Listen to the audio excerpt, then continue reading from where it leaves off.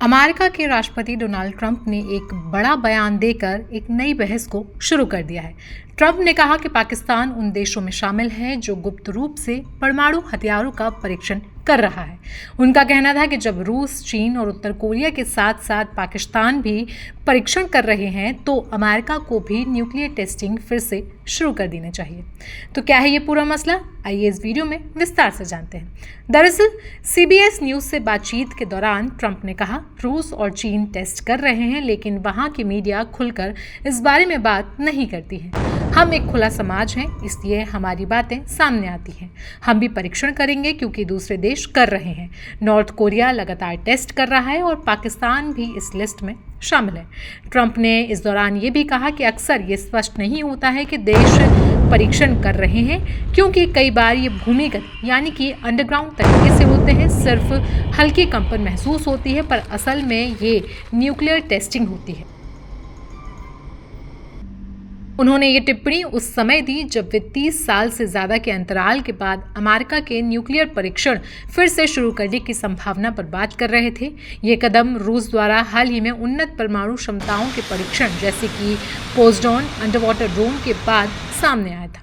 Trump ने इस दौरान ये भी कहा कि अमेरिका के पास दुनिया में सबसे ज्यादा परमाणु हथियार हैं और उन्होंने इसे रूस और चीन के नेताओं जैसे व्लादिमीर पुतिन और शी जिनपिंग के साथ बातचीत के दौरान भी बताया था। उन्होंने कहा कि हमारे पास इतनी ताकत है कि हम इस धरती को 150 बार से ज्यादा नष्ट कर सकते हैं और उन्होंने कहा कि रूस और चीन के पास भी बड़ी संख्या में हथियार मौजूद है। लेकिन दूसरी ओर ट्रंप प्रशासन की ओर से कुछ अलग ही सफाई सामने आई है। प्रशासन की सफाई की बात की जाए तो अमेरिका के ऊर्जा मंत्री क्रिस राइट ने स्पष्ट किया है कि फिलहाल किसी वास्तविक परमाणु विस्फोट यानी कि न्यूक्लियर एक्सप्लोजन की योजना नहीं है। राइट के मुताबिक जिन परीक्षणों की बात चल रही है वे सिस्टम टेस्ट हैं यानी कि नॉन क्रिटिकल एक्सपेरिमेंट्स जिनमें परमाणु विस्फोट शामिल नहीं होगा। इन परमाणु में हथियार के उन हिस्सों की जांच की जाएगी जो विस्फोट की जियोमेट्री और सेटअप से जुड़े होते हैं ताकि सुनिश्चित किया जा सके कि नई प्रणालियां पुरानी की तुलना में बेहतर और सुरक्षित हो। राइट ने यहां पर यह भी कहा कि इन परीक्षणों का मकसद ये है कि भविष्य में बदलती तकनीक के साथ बेहतर और भरोसेमंद न्यूक्लियर सिस्टम तैयार किया जा सके।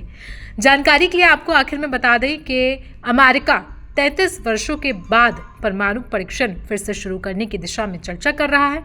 अमेरिका ने आखिरी बार 1992 में परमाणु परीक्षण किया था।